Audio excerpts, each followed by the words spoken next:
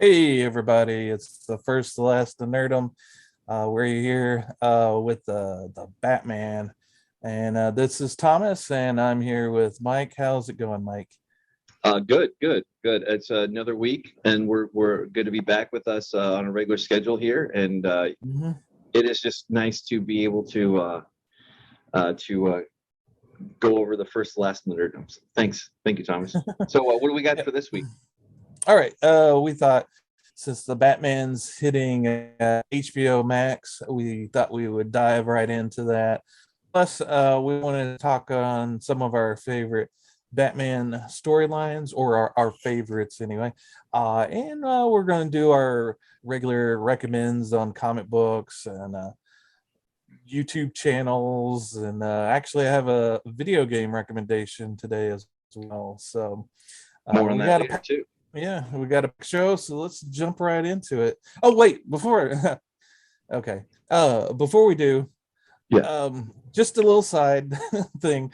I love Chinese food. I get Chinese food all the time. uh and you get your little fortune cookie, right? Hmm. For a while there, a long while back, I kept getting threats, or it seemed to be implied threats, through the fortune cookies. And I don't know what it was. Maybe I was being paranoid. I don't know. And then then I guess for a while there, they weren't even fortunes anymore. It was just sort of affirmations or whatever. But I had Chinese today, and I got what appears to be on the surface an affirmation, but it kind of seems like a veiled threat as well. I don't know. You tell me if I'm paired. It says, in life, it's good not to get too comfortable. All right. Okay. Is it Does it sound like a bit of a threat? Or am I just Mm, crazy? I think if it were a few years before COVID and living through the era of COVID, there is always that one that they say, "May you live in interesting times." So Yeah. we really know what that means. So I don't know. I might say I might take it as not a threat, maybe a warning. Warning. There you go. Same Okay. thing. Same Yeah. thing. And But yeah, speaking of messages and warnings and riddles, we got let's go back into the Batman. absolutely. Yeah. So this week we find ourselves at going over the Batman, and like Thomas was saying, they released it to theaters, but under this new model, which I think is going to expire over the next couple of years as things get back to normal or semi-normal, whatever, from the as we move into a post-COVID world. But anyway, because of that, they released this film in all its glory on HBO Max, just very shortly after it was in the theaters. And I do remember being in the theaters, and I think we both kind of looked at it and we had our own little take on it, and decided we'll wait. Yeah, I'm glad we did. the whole 3 hour movie. It's a hard pass for me. I can't do a 3 hour movie in the theater, especially if it's the Batman. Yeah, I would say Nothing against Batman. no, no, no, But no, yeah, just no, no content foul or nothing like that. I agree with you. I would have to be in. I would have to be in my most productive, or not productive, but my most Batman ravenous period of my life for me to have gone to see it. And that might have occurred maybe we're talking like back when the original trilogy or the Mhm, second trilogy, the Nolan trilogy was out. mhm, Then back then, I probably would have. I probably would have. But mhm, today, no, no. I'm kind of glad, because I don't know how you watched it, but and I watched it with some little fans, and mhm. I don't know about you, but we broke it up over 3 nights, and we watched it over Pesach, over this past week. How did you take it? What, to fit in those 3 hours at home? Yeah, I broke it up in two. I watched the half hour, and then I watched the other two and a half all together. So yeah, I mean, I get to sit down for a 2.5 hour movie. So, and with the credits and all that, it's more less, not as a little over 2 hours on the second half of it. So, but yeah, it's and we'll talk about the elephant in the room. It to me, it nowhere needed the 3 hour runtime. Some movies, like say The Godfather, it's gonna need that room to breathe as a story, because you've got so much to cover and you're going back in the past and whatnot. This doesn't even go over his origin story, so there's no jumping around in time. It's just one complete story that takes place over 3 hours, and that pacing for this movie does not work for me. Yeah, the pacing, I don't know how long it should have been, because I'm not that guy, but I will be that guy and kind of pop a balloon here a little bit. But it 2 hours would have been too short. 3 hours is too long. Somewhere in the middle. And you're right. We got no origin story attached. And I'd say as a first off for Batman, this is Matt Reeves. Matt Reeves was the gentleman who made this one. I gotta say, there was no origin story. I think we're dropped in like 2 years, like Batman, like very young Batman, but Batman that's been around, not quite brand new Batman, but somewhere in the very, very beginning of where he is. And what were your thoughts on on how this was compared to other Batman? Or I guess what was your overall temperature on it? Yeah, my short hot take is it's the Batman is Batman by way of David Fincher's Seven, with a strong dash of Christopher Nolan's Batman. And you can kind of see you can kind of see his influence. Well, Matt Reeves, he also did the last two Planet of the Apes movies, and so it kind of got that. He's got that kind of a dark look, and it's the visuals and the sensibility of this movie is very heavily, in my opinion, influenced by Seven.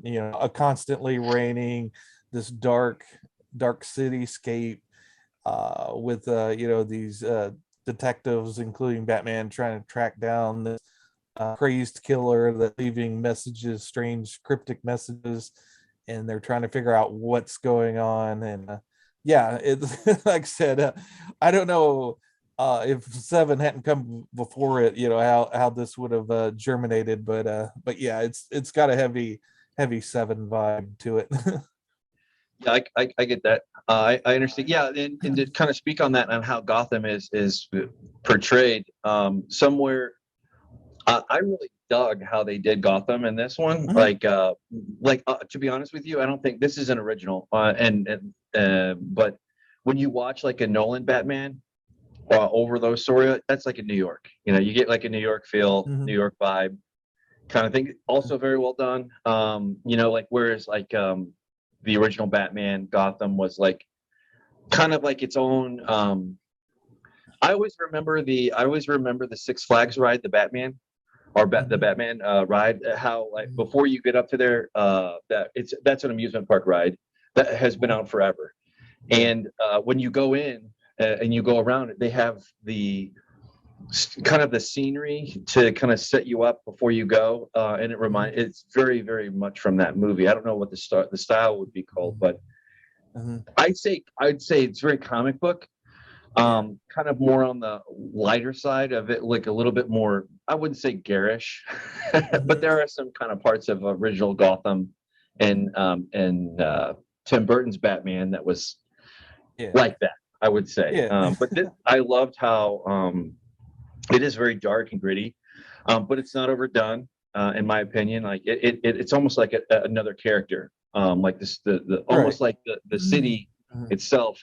And the way that Reeves wove it in there, and I'm no surprise because I did enjoy, past Planet of the Apes films as well. So I just don't know. I'm just not one-on-one on Matt Reeves, but this would cause me to have more hope for if they do this again.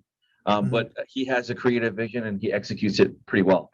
I'm just not sure 3 hours is I think 3 hours Yeah. works in different contexts. 3 hours at home, sure, yeah. I'm not going to watch a 3 hour film at home unless I'm a super fan about something, or I'm just going through that kind of phase where I'm into it. But Right.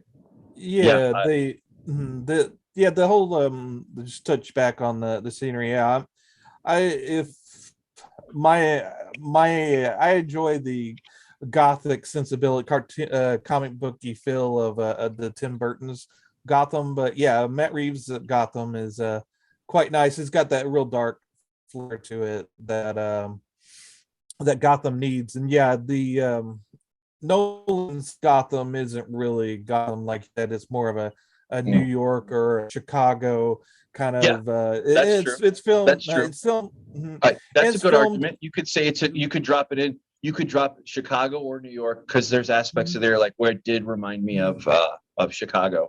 That's a Yeah, good point. It's a good point. yeah, and it's filmed during the day a lot of the times. And yeah, there's not that whole dark mysterious atmosphere that Gotham is portrayed a lot of times in the comic book and in, like, say, Tim Burton's Gotham, Batman. But yeah, and then to touch maybe again on the time element, I think back in the day, movie companies wanted shorter films. They wanted shorter, hour and a half, hour 45-minute ones, so that they could squeeze as many run times as they can into a Right. theater to make more money. Obviously, it's all about Right. money. Whereas It is. now with the streaming services, they want your eyeballs on their streaming service as long as they can get you. So they're pushing the TV series, the binge watching, and this whole Batman being 3 hours. I'm sure they loved it. Keeping your eyes on their platform, and like, say, the Justice League, Zack Snyder cut. It's all more about the streaming services and less about the movie theaters. Yeah, this cut of Batman. I don't know quite why it works, but I think the era that we're in, where you have Disney, Marvel churning out superhero movies like they're freaking candy, and that kind of gets grating, gets boring. Not because they're bad, but because, like, look, you grew up with Marvel storylines when you were a kid. I did too. We're living in a dream world. I wouldn't say a golden age at all, but Yeah. maybe somebody braver than I would say that or make that claim. I think that's true for, like, I don't think we're in that age anymore. I think that died maybe a few films ago, to be honest with you, as far as just like the anticipation of, like, that could have been anything. It could have been like literally a rock with the Marvel logo stamped on there with like some trailer around it or whatever. I'm kind of joking around it, but this formula with Batman, where they're constantly they constantly go back to it. It worked. It worked by and large for me. I really enjoyed it. I think the acting was on point. I don't think there was a bad actor in this movie, or actress for that matter. Yeah. Nobody upstaged. The movie was about Batman. Matt Reeves knew what he was doing. I loved how it was. I think, just kind of put it out there, but I think this was a better first take on Batman than Batman Begins. No, I mean, I think it's not even a contest, in my opinion. I think overall, yeah, the whole origin was just over long with the original. But yeah, the acting is pretty stellar in this one. I love Jeffrey Wright as James Gordon. He did a really fantastic job. And He did. Colin Farrell was until he got lost in Oswald the Penguin. If you hadn't told me that was Colin Farrell before watching it, I would not have seen it. Agree. And even watching, knowing it was Colin Farrell, I had hard time saying, "Oh, is that Colin Farrell? What's going on here?" Nothing like a Colin Farrell, and he proves again. And he was in True Detective season 2, which I mentioned in the past. And when that first came out, nobody liked it. I liked it, but then again, what I like tends to not be a popular kind of choice. But I liked it from I could find more to like than not. And as time has gone on, that's kind of been true, at least as far as like a fandom around or nerdom around True Detective season 2, or because it's kind of like it used to be like, paying it. Now it's grown with time, and Colin Farrell was a main actor in that, and he did great. The other side I want to comment on too, that I think they nailed and it helped with it, was the fact that they brought the mafia into it. That was more of a Batman dealing with the mafia and kind of delving in that background. Very kind of, it was part of the plot. We're not spoiling anything, but the mafia had a bigger, more solid role, and I think that the mafia and criminal bosses in Batman films have been larger than life. I think we got pretty close to it in Nolan's, but that wasn't until the second one came out. And John Turturro, I loved he's a great actor. Good God. I was trying to, and same with Colin Farrell. Like it worked. It worked. And I was glad to see that kind of aspect of Batman and the film run. Again, I think I saw it an hour over 3 days, over 3 nights. And I watched it with my kiddos, and I think I came away with a more positive experience. Had we all watched it in like one shot, I would have had one kid wander off. I would have had another kid fall asleep, and I would have probably been bored, and I probably would have done it. But I'm glad that we broke it up like that, because I think that it allows you to kind of have some time to absorb 3 hours of film. And Circus kind of plays against type. I'm sure he had ties with Matt Reeves from the Apes movies, but he works quite well as Alfred. I think they've kind of, in the comic books, they've kind of gotten deeper into the Alfred lore of him being, I think, a MI6 guy. He's military, whatnot. So that plays more to that, as opposed to, say, Tim Burton's Batman and the more genteel Batman of Nolan. More aristocratic, away from the crowd. The Waynes were basically living up on a hill away from the main city. They were some philanthropists. I can't say that word. Anyway, they were, well-to-do. They were like, like the Bill Gates of philanthropy for, at one point. It was more, I don't know how to put it, but other than it being 3 hours, I'd say, they didn't do anything weird with the storyline and the characters, and like swapping things to make a storyline work or to kind of fit in a certain kind of thing that is just fucking that sticks out like a sore thumb. I almost cussed there. Excuse me. That's okay. I had a couple of things that didn't quite work for me. The whole relationship between Bruce Wayne and Selena Kyle, Catwoman, the chemistry wasn't there for me. I don't know. It worked for the movies overall, but there wasn't that passion that say in the Tim Burton Batman with Catwoman and Bruce Wayne. There was a definite chemistry, electricity there. Whereas this, it was like they were kind of working together. There in Batman was very abrupt and strong with Catwoman. He wasn't the more, he didn't expose his more sensitive side that much to the point where you felt a connection between the two. That it was just more of a working relationship overall. There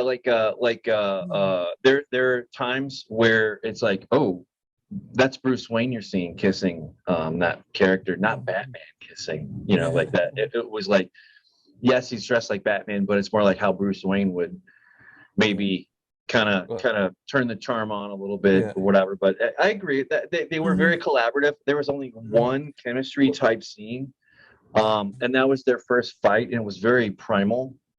But it was just like I agree with you. They did not pick that. There was this one scene like where they first fight, and then it ends, and it's basically like Batman's like, I'm stronger and bigger, and then pins her down on the table or whatever. Like there's like that kind of like there's a little bit of that, but they didn't really do anything with it. Yeah, and maybe they were kind of scared to go further into that, but I don't know. And then also maybe the scenes that they cut out because it was too long. I don't know. But Robert Pattinson, great Batman. He does. I love his voice much better than Bale's Batman. But his Bruce Wayne, Robert Pattinson's Bruce Wayne, it was very lackluster to me. More of a emo kid wandering around, whereas Bruce Wayne's supposed to be Mm-hmm. more of a big personality, and Christopher Bell delivered in spades with that. But that Bruce Wayne wouldn't have worked in this film. It was more of a depressed, more kind of a somber tone to the whole thing. Yeah. So I guess his Batman kind of worked, but I did definitely miss that boisterous Bruce Wayne of the previous films. And the only other thing that I had an issue with, well, I don't know, the whole ending I think might have been reworked a little bit better, but Paul Dano as the Riddler worked great when he was in the mask. When they unmasked him, it kind of fell apart for me. It kind of turned a little goofy with that interrogation scene between the two. It just didn't work for me. Yeah, but I think some things went a little bit longer than I would have liked, would be my biggest criticism. Like there's a little bit, I think they could have shortened up a lot of the bigger mini plots in the story to be like just a little bit more, like not quite to the extent of like a Nolan film or a Burton film.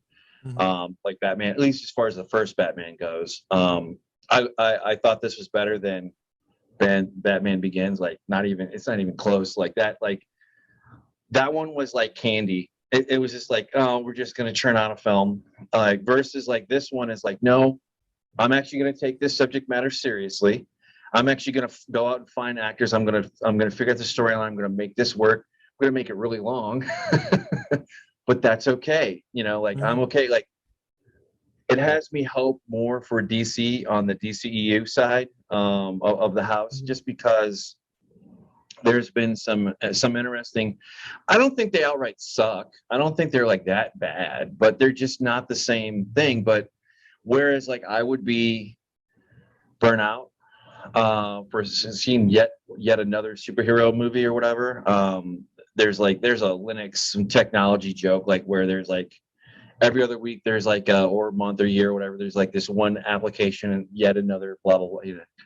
Anyway, but it does have me excited for like what they want to do more with this in the future. Right. And by virtue of that, it does open up, not fully, but it does open up a little bit of the excitement for me to be like, wait a second, if they're doing this with Batman, what are they going to do with the other characters, or what are they going to do to kind of reboot or whatever you want to call it, and kind of like try to figure out a way to make. I don't know that they're going to be able to do that, weave this Batman, this Robert Patterson Batman into like some over. I don't see that, but it has me excited just for it being Batman and a damn solid take on it. Yeah, I think it's a strong foot forward. I would look forward to next installment of this. Robert Pattinson, I think, has gone on record saying he wasn't very interested in doing another Batman, but I'm sure if they threw enough money his way, he'd probably go in on it. Yeah, if you didn't, I would respect that. I would respect that to like be like, you know what, let's just not make this weird. Maybe. But yeah, I like how they did a early Batman, in his early years. I'd be a lot interested, because all the movies except for the Joel Schumacher ones have shied away from the Robin character. I would love to see a Robin character in maybe the next iteration of this Batman. And the fact that they're doing the early Batman I'm sure a lot of them in Warner Brothers is probably trying to leave the Zack Snyder verse in the past, and so I think coming in with a new young Batman and maybe a new young Superman, and build up the universe with a plan in mind, and would be a good idea. Like I think we talked about last week, they're wanting to get like a Feige kind of figurehead to kind of lead the filmic universe. And they might, like we'll see. But I mean, how many times has this been rebooted or try to shuffle this into a bigger, wider, story arc? It's I don't. I have zero hope for that in general for DCEU. Unfortunately, that is the suckier part of the picture. Mm-hmm. Whereas Marvel, you got, they're geniuses. Even if you love or hate the next two films coming out for Marvel, it doesn't matter. The fact they're winning, Disney, Marvel, they're geniuses on the marketing side. And I will say this over and over again, because even if you love or hate it, what do you have people talking about? You have people talking about a whole bunch of that, whether it's, so they win either way, because then it's going to be like a hate watch, or it's going to be like, I really love this, and maybe there's not going to be too many folks in between other than that. But yeah, I love this Batman. It was really good. I was very relieved. Like, Yeah. I was relieved to, and I didn't really get too much of the media culture, 20, just a 10,000 foot blasting out of space, of like opinions or whatever. Like, thank God. Yeah. But I think it was pretty mixed on the reactions from what I saw. Like you, I didn't dig deep into the reactions of everything, but yeah, I think from the people that I kind of favor their opinion of things, that they all enjoyed it. So same. But yeah, that's what I heard. Yeah, I took a little bit more of a wider aperture after I watched this, and kind of like, okay, so it's solid. It's a solid base hit. It's not like awesome. I think it's going to make its money back and then some, no problem. Oh yeah, definitely. I don't think that's an issue. It's not going to be $1 billion one. Maybe not. I don't think so. But great first start from Matt Reeves. Makes me want to go back and watch more of his films and appreciate, and then kind of go back and rewatch this. And this is good. This for me is going to be a rewatch at some point, because, well, for one, my kiddos, just my kiddos alone, and they're middle schoolers, and they both enjoyed it. And I know for a fact, had we sat down the first night and watched all 3 hours, I don't think they would have stuck around. I think they would have got bored, and I think I would have too. But it's very, I don't know how to say it other than like, I didn't watch it like it was intended, like one sitting. But I think it was probably a good thing I didn't, because I probably wouldn't have as much of a nice opinion of like accepting this into the new canon that is Batman, for sure. But I would look forward to Batman 2 if they do it. If they don't, that's totally fine by me. Maybe they don't. Maybe Robert Patterson is smart to be like, you know what? I've already seen this movie before. I know how this goes. But I just, speaking to him as an actor, how he pulled off Batman for me worked. But then again, I like Tenet. I think there's a good undercurrent of folks out there that don't like Tenet as much as I do. So I think maybe they might not be there, but he did good there. And he wasn't really the main person per se. But as far as like Twilight, I no longer think of Robert Patterson and then Twilight is my main point. Like it's like that's like way far in the past. Oh, like, we don't even care. Actually, not even I have a recommendation for if you're interested in seeing Robert Pattinson as an actor. The movie Good Vibe. I don't know. What is it? Good Vibe. I don't know if you've seen that. The yeah. There you go. Let's see. That's No, that's not that's not the movie. Maybe do a Interesting. search on IMDb. Good Time. There you go. Good Time. I'm bad with No, you're names. good. You're Look at fine.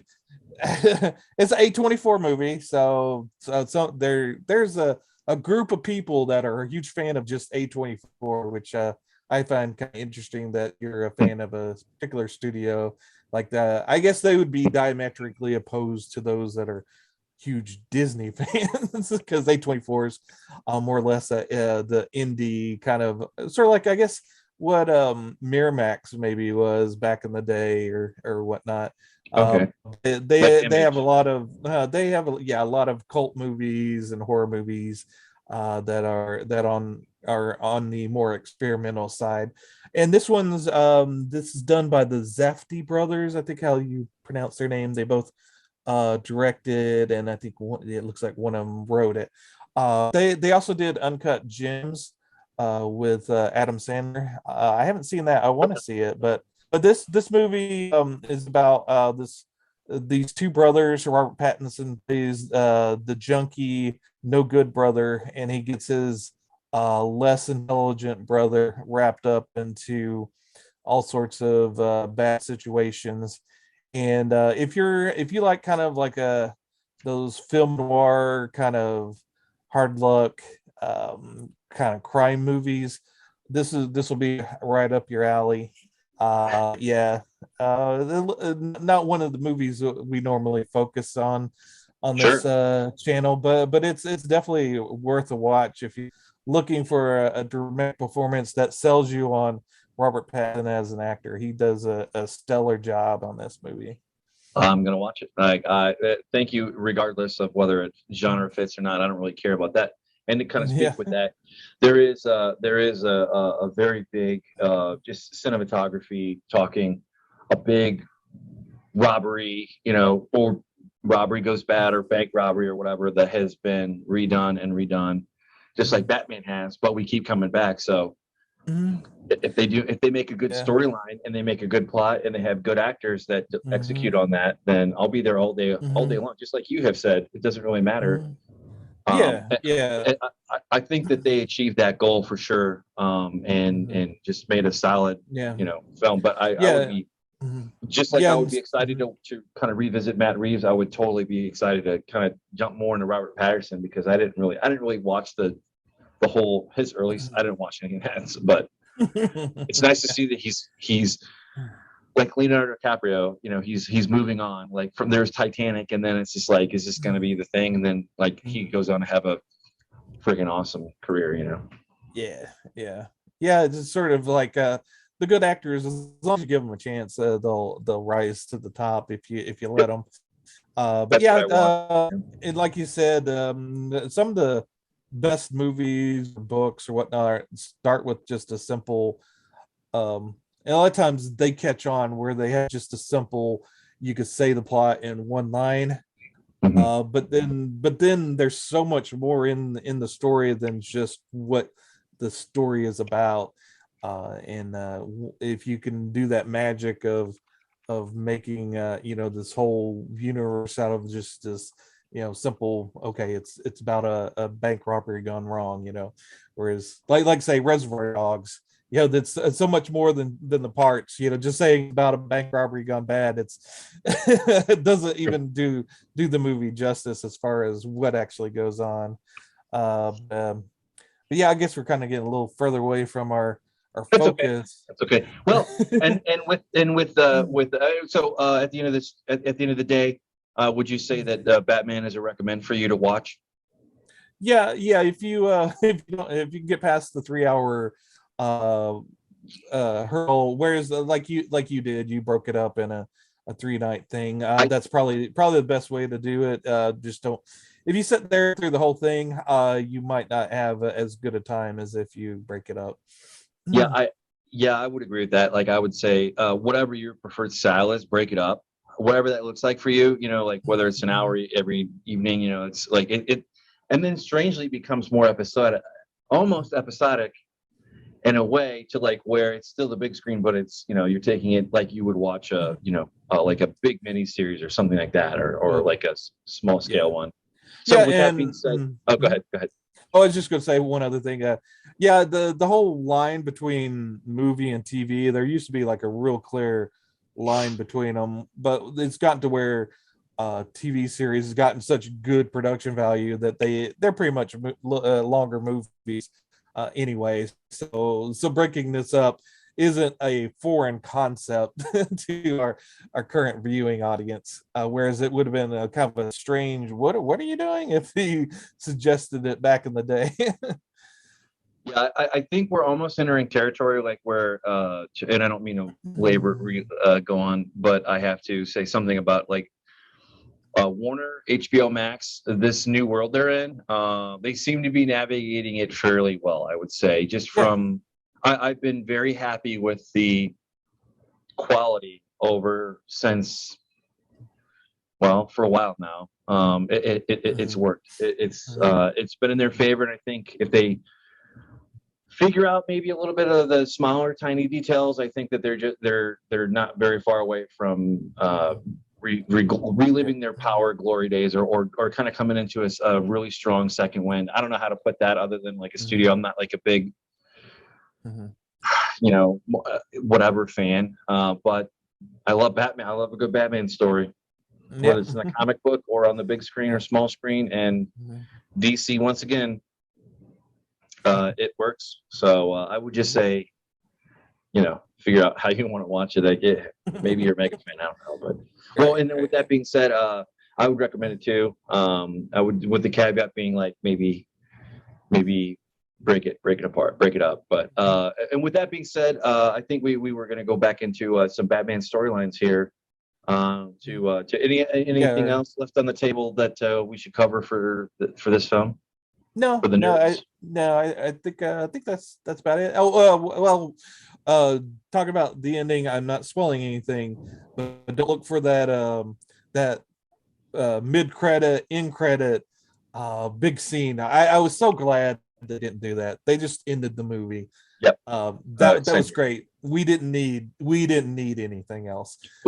We don't need DC anything replicating or cloning or copying anything that Disney Marvel does. Let them have that. Let them have that thing like that. Yeah. And it made it a classier movie for doing that. Agree.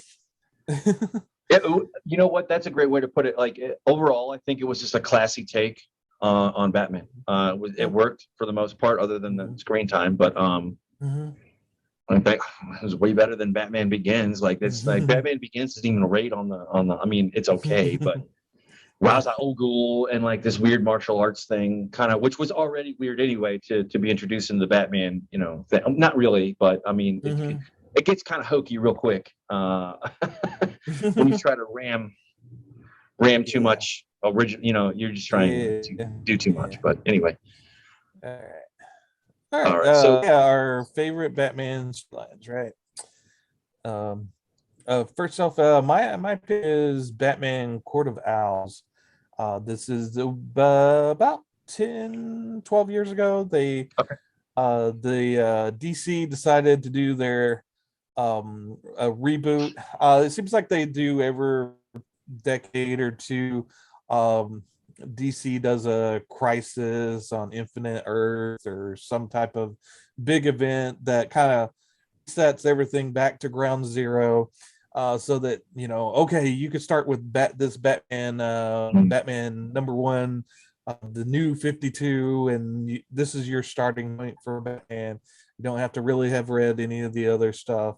So it was one of their reboots, and this was headed by writer Scott Snyder and Greg Capullo. And first off, have you read this storyline? I have, a very, very long time ago, but I do remember going through this and being excited and like it. I did enjoy it quite a bit. Sorry. Yeah. So it introduces a new villain, Talon, and there's a underground society called the Court of Owls, that are a secret society within Gotham, they were always kind of rumored to. There was a nursery rhyme that had them that named them in it, that a nursery rhyme for Gotham specifically, and Bruce Wayne, Batman, had heard about it all of his life. He at one point tried to see if maybe they're real and were tied into his parents' death. But he could never find any connection or any existence of these Court of Owls. So for the most part of the series, he thinks, okay, these guys don't exist. They're just trying to retroactively grab a hold of that nursery rhyme and say that they're the Court of Owls. And he's trying to unravel the mystery of this. Greg Capullo's artwork is fantastic in the series. It rides the edge of realism and kind of cartoony.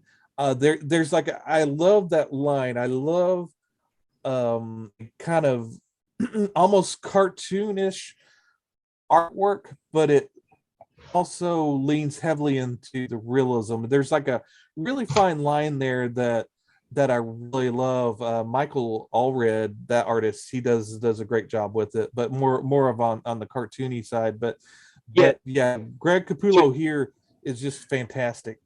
To hop on that criticism of like where it's like just on that line, the way that I like to describe it is like your classic comic book. Like it looks like it came from a classic comic book, that style versus like being cartoony and you can't take it. That's a good way to put it. Yeah, the artwork was really good in this. I do recall being marveling at that. And Bruce Wayne gets pulled through the ringer both mentally and physically in this storyline. You really feel for Batman. There's scenes where you're like, oh my god, how's Batman surviving? Mm-hmm. Yeah, and absolutely. There's those people that love Scott Snyder and those that dislike his writing style. I'm on the side of really enjoying it. I haven't read a storyline by Scott Snyder that at least work for me. This is one of his best. So if you really want to just read as long as you kind of are somewhat familiar with Batman Bruce Wayne, you pick this up and get a really good story out of it. Because again, they're introducing a new villain, a new concept to the whole thing. So it's not like you need to have read like 50 years beforehand to understand what's going on here.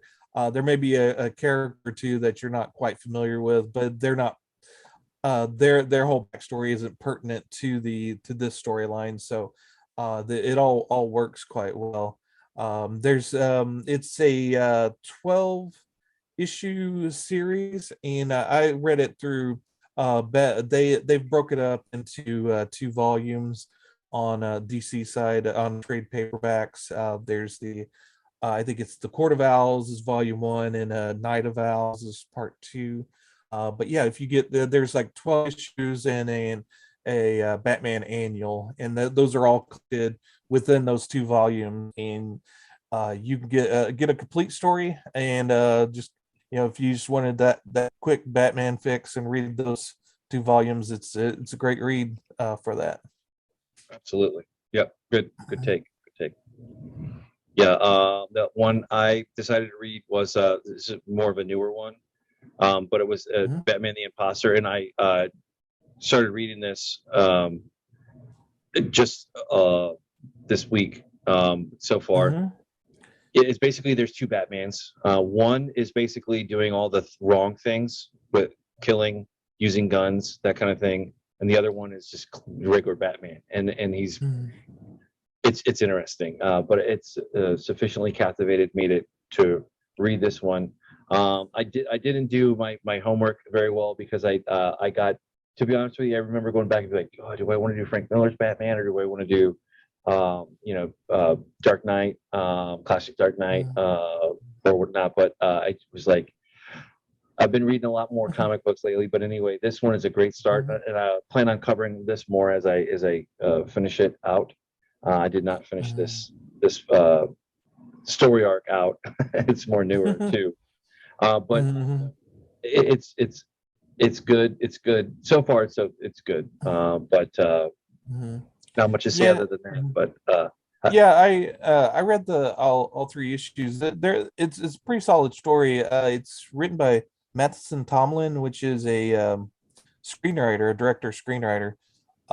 So this is, I think, first attempt at writing a comic book. I remember looking him up. I don't know if I was familiar with much of his works, but yeah, it's got kind of got like that whole vibe of a more of a, kind of like a screenplay almost, and the artwork's very realistic artwork as opposed to Greg Capullo's more cartoonish artwork. Yeah, the artwork's great in it, and like I said, it's more of a realistic look and take on Batman, and I did enjoy it. So yeah, I'm interested in see how you feel about at the end of the series. yeah, so far so good. Like, there's nothing that sucks. I'll put it that way. There's like no red flags that I would see. Like, I would pick something up and be like, oh my god, like I just can't continue on with this, or it's just like, Yeah. oh, it's okay. Well, No, this is. It has beginnings of a good storyline anyway, from the initial, blush with it anyway. But and I like. I am liking the artwork a lot more. So Andrea Sorrentino did the inking and the penciling and the cover. And one other thing I'll point out is it's a Black Label series, and the thing about Black Label is it's sort of detached from the continuing storylines, so it's not to anything as far as plot wise that's going on currently in the Batman universe.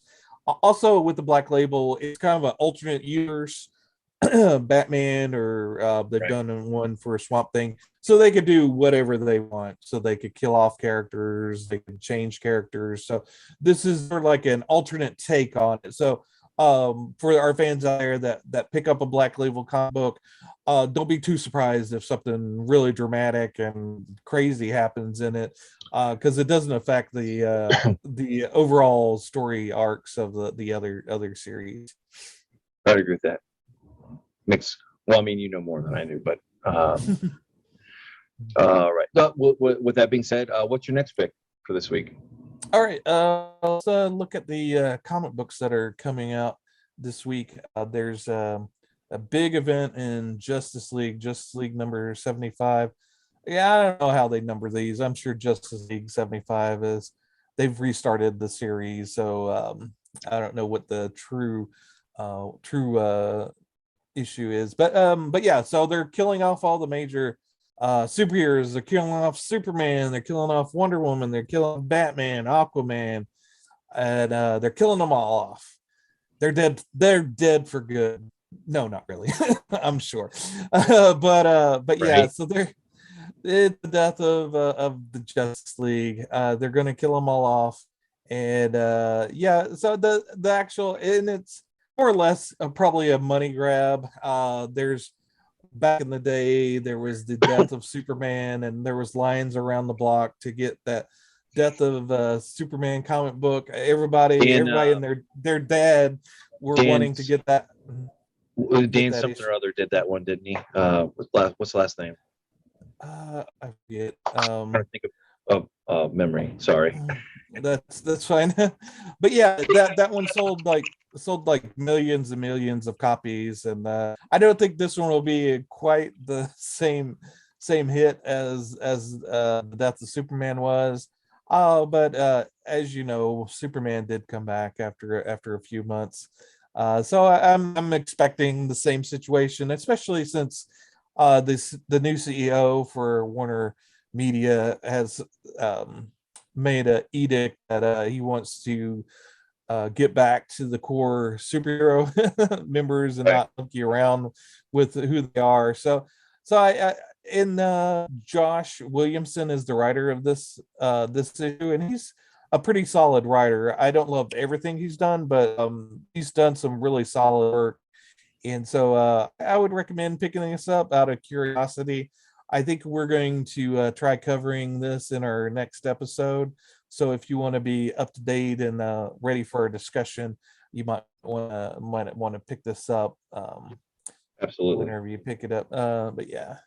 Yeah, this is going to be one that I'm glad that you picked this one. I look forward to diving into and seeing what's what.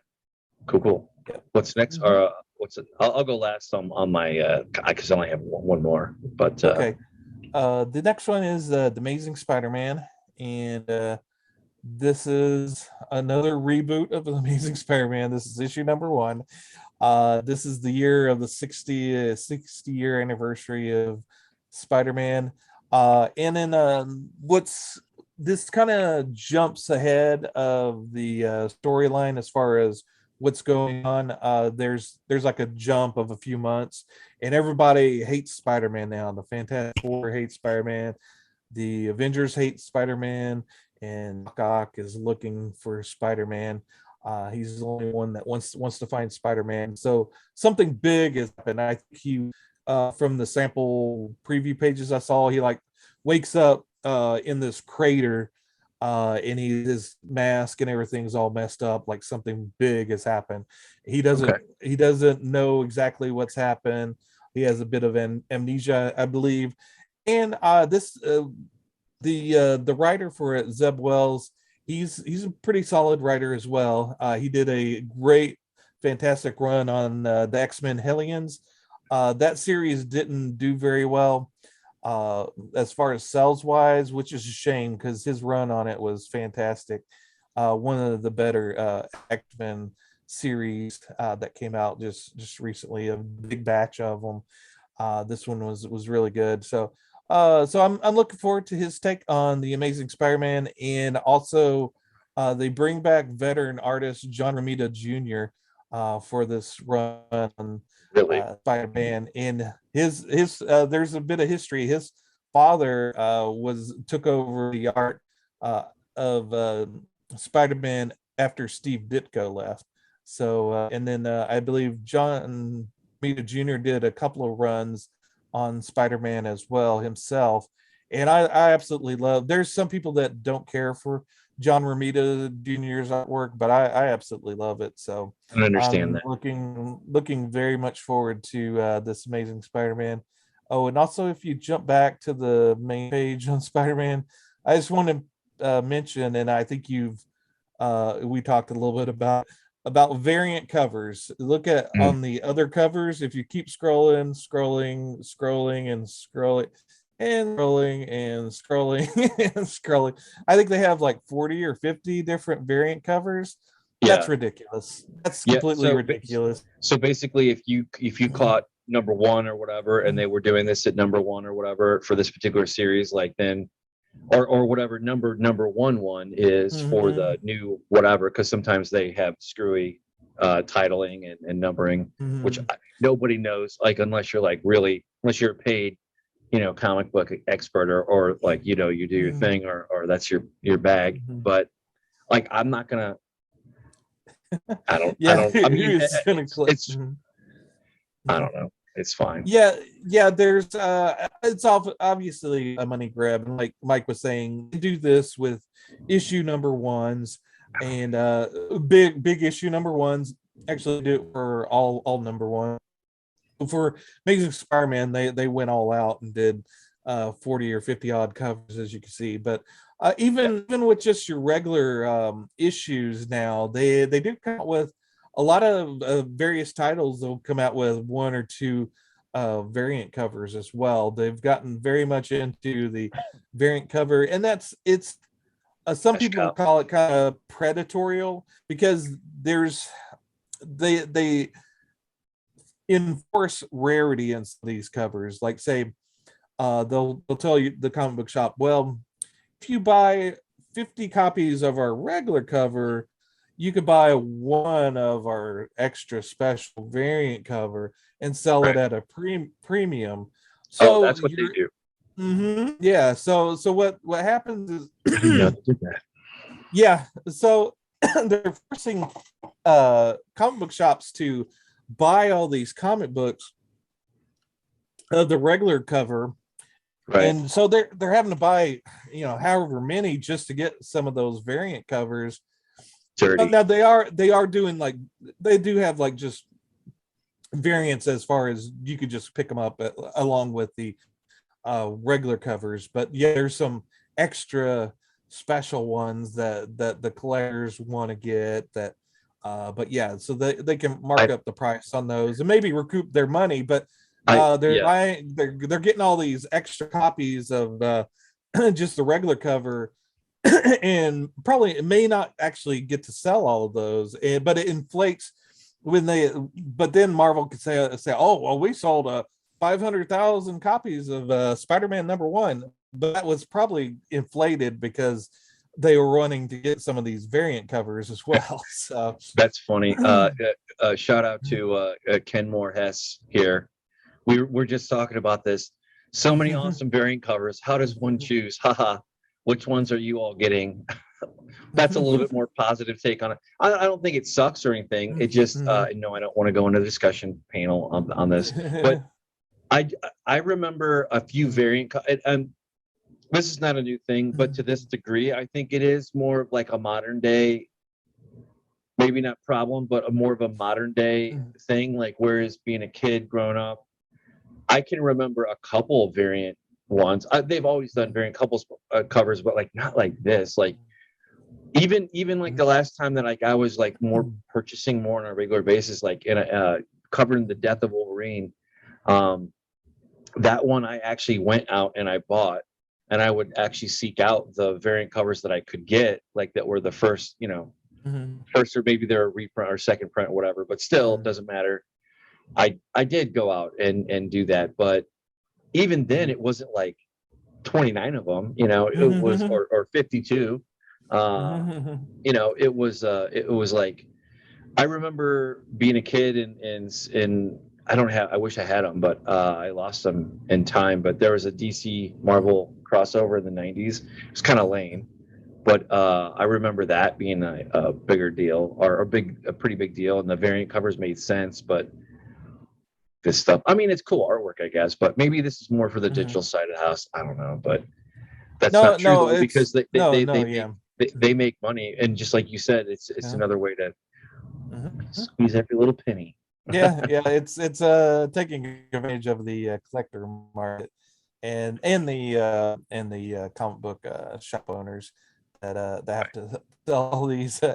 But Amazing Spider-Man's a big he's a big character. I mean, with the past movie and this being #1, I'm sure it'd be a great jumping on point for people. So if you're a big Peter Parker Spider-Man, you're gonna enjoy it. Most likely to enjoy it because you got a solid writer, a solid artist on it. So but yeah, I definitely recommend it as a comic book.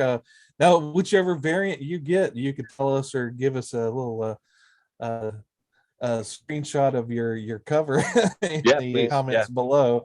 But yeah, and don't ever forget to like and subscribe. But yeah, I have one recommendation. Yeah, I just want to touch. Just want to say real quick on the whole thing, like too, and this is in the works, and we might do this a little bit later on in the year. But we want to do an episode like where, like a beginner's guide, something along those lines. We're still kind of figuring it out, but that's kind of the great thing about comic books is if you like Peter Parker Spider-Man, there's a storyline for you. I guarantee you, if you like this version of Spider-Man, there's a storyline for you. If you like this one, there's a story. Now there might not be many, but just wait for that to change, and I guarantee you there's like 10 iterations of like Miles Morales, or 10 versions of like Spider-Gwen, or whatever, like they do make a storyline for you, so you may not like it, but there's one out there for you too. But anyway, going on to your belaboring your point, but what was your next next up? Yeah, I don't know if I've mentioned this in a past podcast, but Teenage Mutant Ninja Turtles: The Last Ronin, and last issue comes out hopefully this week. They've postponed it again and again and again. But yeah, hopefully this will be the final. And then I think the scheduled for collected edition, I think it's going to come out in June unless they push that back, which with them completing it, that probably won't push it back. If they do, it won't be by too much, and I'm sure you'll be able to pick that up at your local comic book shop or Amazon when it comes out. I believe it's going to be a hardcover as well. But this has been an oversized series. it's kind of pricey. Like if you see down in the corner there, it's $8.99, but which is about a little over double what a comic book runs. But it's I think it's I believe it's 50 pages, 48 or 50 pages. And but basically this is the original creators, Kevin Eastman and Peter Laird, both work on it. I didn't see Peter Laird's name, but I believe Laird's on there. But yeah, that's the original creators of Teenage Mutant Ninja Turtles coming back. They haven't written a work on a story in forever, so this is kind of a rare thing for the creators to come back to it. And there's the basic storyline, so I don't spoil anything. Is it starts with Lone Turtle getting revenge on if I remember the bad guys, it's called the Hand, I think, or the Foot the Foot Clan. Yeah. Their hands but yeah, so a Lone Turtle is taking revenge on the Foot Clan in the far or distant future, sort of a post-apocalyptic world where the Foot Clan runs all. And you eventually learn where all the other turtles are and what's going on. Where's April O'Neil? Where's what's the guy with the hockey mask? I've been reading the series. Casey Jones, yes. Yep. What happened to Casey Jones? You find all that out in this novel, and it's a bit darker. Eastman and Laird's run on Teenage Mutant Ninja Turtles always had that dark Frank Miller Dark Knight vibe to it. It was sort of their comedic sort of their take, a very serious but kind of funny take on the Dark Knight kind of version of a story with turtles. So it inherently is kind of funny that it's turtles, but they do it in a straight face, serious way. And that's the turtles I loved, which I fell in love with. Got used to. I didn't, and then whenever they did the cartoon series, I know some people just love the cartoons, the video game, whatever came after that. That's their bag. But yeah, this is the Turtles for me though. Yep. I get it. Yeah, Saturday morning cartoon. That was in the era where there was still Saturday morning cartoons, and then you had your classic breakfast cereal thing, and then you had your motion picture, and then your major soundtrack, all that. I remember being a kid and being swept up in all that for TMNT as a more classy way of saying it. Yeah. But that's good. I might have to. This is and then once the whole series is out, we may want to revisit it, or we may want to do a Mutant Ninja Turtle centric episode. I don't know how much interest there is out there for it, or if we want to do that. But yeah, if you're interested in seeing that, maybe make a comment down below. But yeah, you had a recommendation? Yeah, absolutely. I had, and this is one I think you touched on. But it was like the second one toward the end. I think this storyline is wrapping up, but or coming to a close, if it already hasn't. But it has. I saw the artwork, and I just said I had a dip in because I really miss Wolverine, because I think the last one that I really gave a lot of attention to, other than like maybe a one-off whole volume guide or something like that in the last several years, was the Death of Wolverine. And I did not jump online like when he came back on, like obviously, but I've started to read this one, and it's very interesting to me. It does take aspects of it borrows some of the aspects from the movies, and some from the comic book, like X-Men Future Past kind of version of Xavier. But I'm not really getting into too much of the thing, because I do want to finish this whole arc out. And there is kind of a two kind of storylines going on, like where there's a lacing up of a shoe, so to speak. But I was impressed by the artwork. It's good to see Wolverine back as a from my childhood. Benjamin Percy does a great job. The artwork is just friggin' amazing, and I really like to see this. The variant covers, of course they would, but I'm really looking forward to kind of finishing this out next week, and really jumping in. But so far, so good.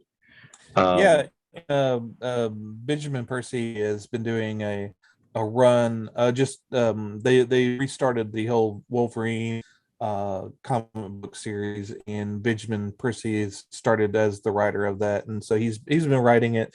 And then this sort of mini series, along with the X Lives of Wolverine, came out as well. Yeah, there's And two they've storylines. Yep. And then these two have completed, and they've started back up on the regular series of Wolverine. And this, I didn't talk about it, but last week, the latest issue of Wolverine came out, and the storyline. If you're a Deadpool fan, you may want to pick it up. Deadpool wants to rejoin X-Force, and now all the mutants are pretty much on this island, Krakoa, where they all live and in harmony. And Deadpool is having a bit of a difficult time trying to get on the island, and Wolverine keeps killing him, and then he keeps coming back trying to get on there. So if you like that Deadpool humor, it's definitely present in that issue, to tag along with your recommendation. Yeah, and there is a clunker of a storyline going on too, because and this kind of goes back to, not clunker like it sucks or anything, just because you have to understand like how the story's being threaded through. There is 5 issues of this, and then there's 5 issues of the other one, and it makes a 10-part, I believe, total of 10. Anyway, but it's going too far. And I'm about 3 in on one side, so like I'm looking forward to kind of going back and like making sure I read in the right order and make sure I'm not screwing it up, because I'm pretty sure you got one and then the other, and then anyway. But it's good to see. And Omega Red makes an appearance. Like, I'm about as far in as like there's some nefarious goings on with compromising morals and ethics, where I'm at with the X-Force and Krakoa being a mutant land. But there's a lot of cool plot lines that are or tropes, I guess, mutant tropes that are kind of classic X-Men. That are very interesting how they're building the story, for sure. That's for sure. And then, like you were talking about, the Krakoa Island, all the X-Men are there. So whatever decade we're reading X-Men, if you pick up day-ish, kind of sort of. Yeah, if you pick up an issue of modern X-Men, you're probably going to find a character that you remember, no matter what decade you were reading it. They do a good job of mixing it up. There's some good and bad things with the new line of X-Men comic books, but overall I find them enjoyable. The ones that I've been reading is Wolverine. I've been reading X-Force. I've been reading X-Men, and I think I was reading a couple more. But yeah, they've just they're reshuffling the titles and canceling some, like they canceled Hellions, and they're starting some new ones. I think like last week, the week before, I recommended Immortal X-Men that's starting up, which is sort of a kind of taking some of the characters from Hellions, Mr. Sinister in particular, and kind of following his storyline. So yeah. And we did touch on Mr. Sinister, and we need to do justice to that too, and revisit it and do something with that in the future, perhaps, if there's enough interest. But this is like probably going to be a good on ramp for me to kind of get into the X-Men, because like the last, I remember the Krakoa thing being like late 00s, something like that. I want to say is like, I could be wrong on that. I'm really reaching back in time, but I was dimly aware of the broad storyline, and there were some stinkers in there with Scott and Jean Grey's daughter, and some tomfoolery with that. I kind of remember, like, I don't remember it being bad or good per se, but it was just a thing I remember. But I'll have to go back and see where that story. Anyway, it didn't matter. But yeah, recommend this. This is a classic example, and this kind of touches on that point I made a little bit ago of like kind of getting into a storyline.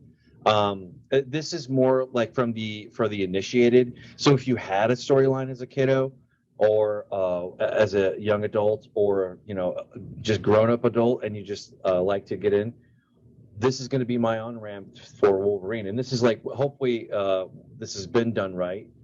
You're going to get the full benefit of that, and you're just going to be dropped into a good storyline, because boy, it seems like they're doing things right anyway, like as far as storylines go, like versus like quite a few years ago, like where it was kind of like they were more meh. Like I'm thinking about some Thor storylines that were like okay, but they were meh. But that was like maybe 3 or 4 years ago. I don't know, maybe more like 5. But anyway, having said that, I recommend this, and this is seconded by Thomas, and this is why if you don't know what's out there, this is why we cover this stuff, so you have an in. And with that being said, you want to cover very, very quickly, very briefly, Moon Knight before we get into our YouTube latter half recommendations? Yeah, we could talk about a little bit about. It continues to be an interesting series. There was a kind of a surprise ending to the episode, which we won't get into because it's spoilers. But yeah, it was a bit. I'm kind of wondering what's going on and how the storyline is going to eventually end up. But yeah, it's again Oscar Isaac's great as Moon Knight, and it's fun just to watch him wander through this world that's Moon Knight. Yeah, to kind of touch on like when things go too long, or see, this is so stupid. Why do they do this website thing anyway? Sorry, it was where the Batman went a little too long. I think the quality's been good, and I just want to touch on this and we can move on or whatever. But I think that this is like one like where perhaps maybe they wanted to make this. They should have made the series a little bit longer, perhaps. But that's kind of like probably one of the criticisms that I would say, because I think it's a little bit too short to do it justice. Like I think it's good, and not every single Marvel small screen Disney Marvel thing is one that you want to pick up and watch. But so far, this one has been worth it to tune in every week. And that's been sorely missing for me for a very long time, probably since the What If series that we kind of touched base on end of last year. But in any case, but John marches on, and I think there's only 2 this week and next week, and then it's done, and then it's whatever. But having said that, I think we're going to jump into. Do you want to cover the YouTube thing, or did you want to do the video game? We could do the YouTube real quick. All right, cool. Yeah. So what's up with this? Like, so I saw this and I chuckled, but like, what's this YouTube recommendation for this week? Okay. This is Adam, his channel, YourMovieSucksDOTorg. That's a real website. That's his website that he also uploads his videos on. But yeah, basically he reviews movies. He got famous for reviewing YouTube famous, I guess, for reviewing really bad movies like Cool Kid Fights Bully. I forget the name of it, but if you scroll down to his most popular videos, I think that's on the main page. Uploads. Just keep scrolling down, you'll see his most popular ones, and it's his most popular video. If you go to the home, I guess I think it's because it's a while back. It's the home tab, not the videos up at the top. Yeah, the it's home. Like, there it goes. Yeah, home. Yeah, I don't know why they do all that stuff, but yeah, if you scroll down to his most popular uploads, keep scrolling. Let's see, keep going. There you go. Yeah, Cool Kid Saves the Kids. You can kind of click on that one.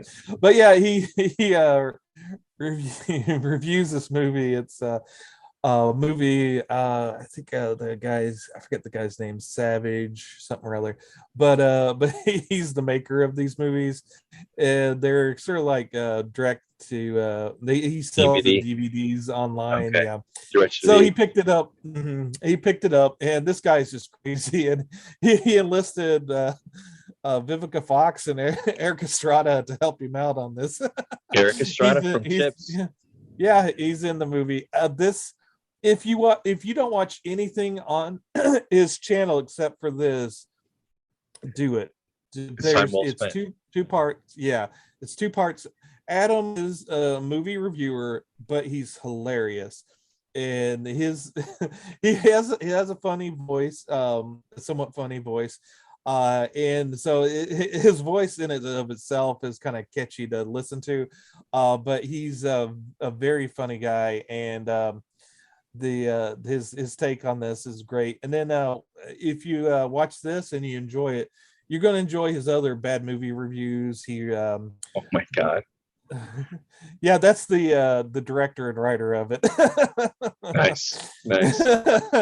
Derek Savage, that's his name. Derek Savage. I was trying to think of his name, but yeah, and he's had some interactions with Derek Savage once he's reviewed it, because as you could probably tell, Derek Savage is a bit full of himself, so there's been some conflict between the two, and that's Adam himself. He's wearing his Cool Cat merch. And like I said, he's a bit of a younger guy. I think he's late 20s, early 30s. And he also reviews current movies. He reviews serious movies as well. He also does Okay, I'm gonna love this. He does also some movie analysis. Like I thought to recommend this because today he put out his first part analysis of the Lion King, the original Lion King, and the newest Lion King remake that they did, and it's going to be the first part's like 2.5 hours. Talk about long movies, is 2.5 hours, and I think the second part is going to be about as long. So it's going to end up being a 5 to 6 hour analysis of the Lion King, past and present. And if you are like, well, that's kind of long just to go over a couple of movies, he does a really good analysis. And like I said, he's funny, so his commentary is really fun to watch. He did a 2.5 hour version on Kimba the White Lion, which people had said that the Lion King, the original Lion King, had ripped off this Japanese anime called Kimba the White Lion. So he digs in deep, really deep, and kind of finds out that they're actually nowhere really comparable, and that it's mostly based on myth. But yeah, I really enjoy his deep analysis of stuff, even if it's cool. Even if it's just a deep analysis of Cool Cat Saves the Kids. He's also a musician.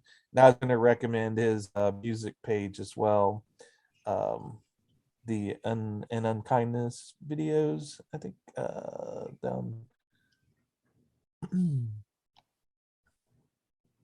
Nope. You know where it is? It is. Oh, you had it saved on your links. Oh, okay. This one. Yep. Yeah. Yeah, he's also a really talented musician. He just I think about a year ago he released his first big album, and he's probably, the music's probably not for everyone. It's very piano based and vocal based, kind of acoustic sounding. And he does all the instruments. He basically produced and did it all himself. So if you want to kind of check that out, he's also a self-proclaimed furry as well. So just to throw that out there. All right. Well, he's a very interesting individual. But yeah, he pretty much reviews all current movies as well. So, and he doesn't. I don't always agree with his movie reviews, but he always gives a very detailed analysis of why he particularly likes the movie. And I could, a lot of times, even if I love the movie and he hated it, and I listened to his criticism of it, I often find that his criticism is valid. A lot of times it's just either I just don't care or it's not a problem for me as far as what he finds issues with the movie. Right. But again, if you just watch his hilarious bad movie reviews, that's entertainment in and of itself. Nice. Cool. Awesome. Definitely going to check out. I this is one I've not run across. I want to check. That just looks funny. Good YouTube funny. Mine this week is Alt Shift X, and this guy is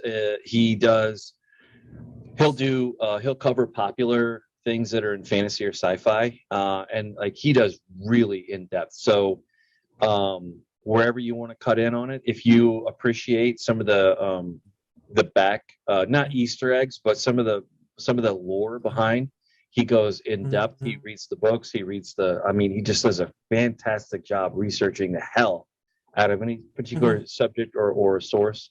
And if there's a major popular one out there, he'll take it. He has a pretty good valid opinion on a lot of stuff. He helped me kind of understand and appreciate some of the more Lord of the Rings that are more in depth in that world. He's got endless ones just like this, like the real Tyrion. He'll talk about the difference between the Game of Thrones one, and he'll talk about the book one. He'll do that a lot, not just with that, but primarily like if there's like a strong book presence, he'll grab that, and then there's a strong film based on it or a series, he'll jump into that and recap it or kind of just go in on it. And I've always just enjoyed his stuff. He also takes his time, so sometimes he is not as timely as other YouTubers or whatnot, but that doesn't really matter when you put it out there, honestly. But I remember doing a watch for his takedown of like after season 8, and a lot of that was like because I watched his content after I watched a kind of a woeful Game of Thrones season 8. I'm not really giving any spoilers there, but there was some disappointment. I think that's fair to say, but he helped me get a little bit more value out of that when it was on. I think he also did that with season 8, but he did go back and do, but anyway, well, he did it, but I didn't catch up until whatever, maybe it was season 7, but anyway, I just remember getting a little bit more maximum value out of it, and that's been true for also The Expanse and some other things like that.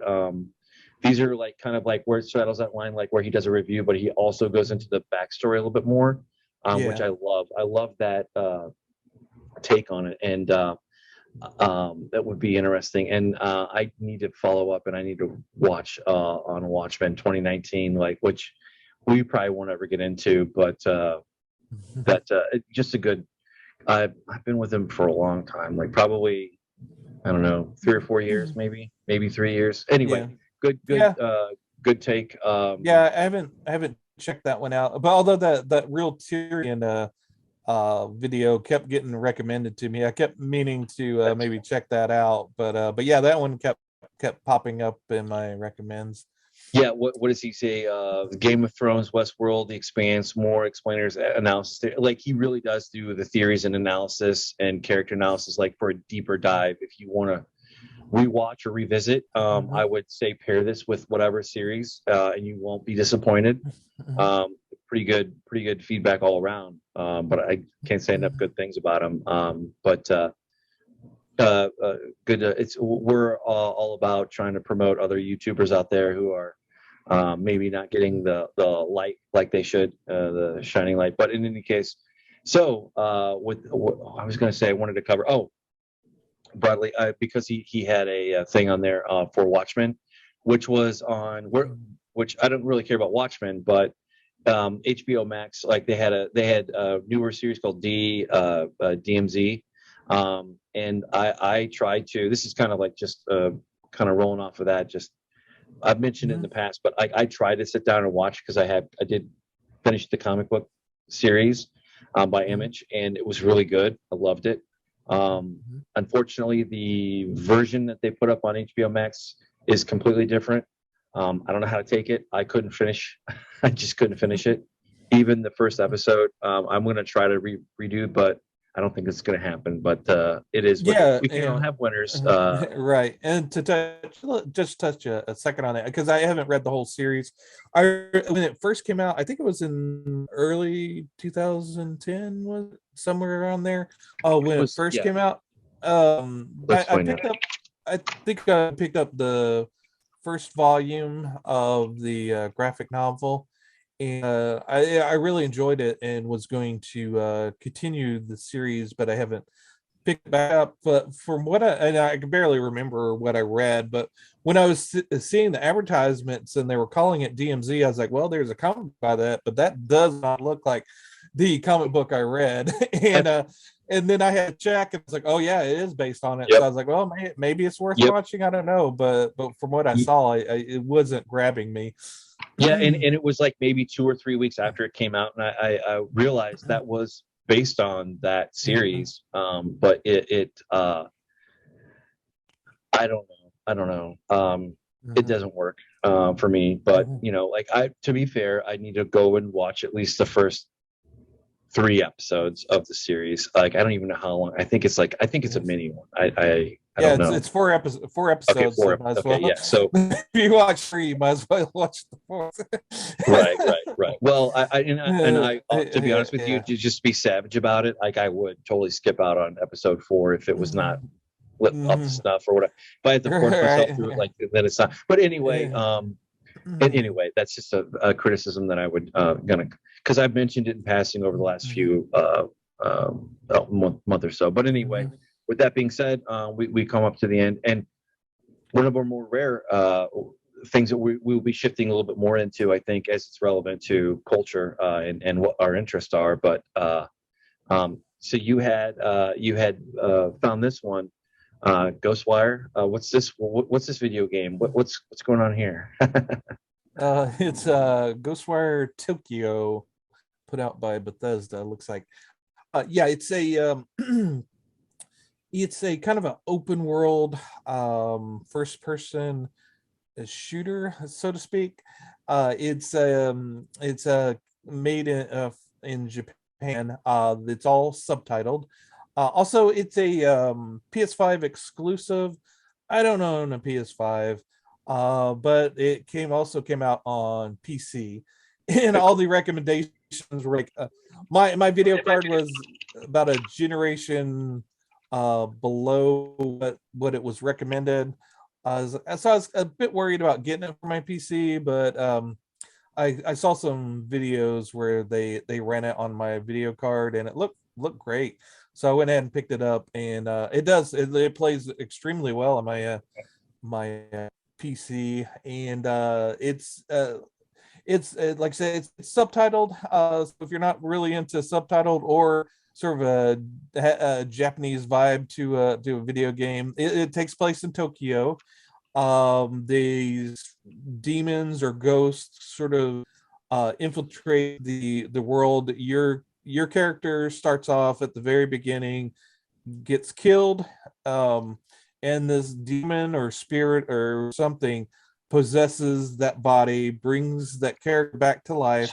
So you have this dichotomy of this demon and person trying to figure out each other, and it's a shooter in that you're shooting powers out of your hand. The demon has these powers, so and you kind of level up your various powers. So if you're kind of interested in a Japanese ghost-centric type storyline, this is definitely for you. And obviously, Japan movies and games are inherently kind of weird as well, so there's that weird vibe to it.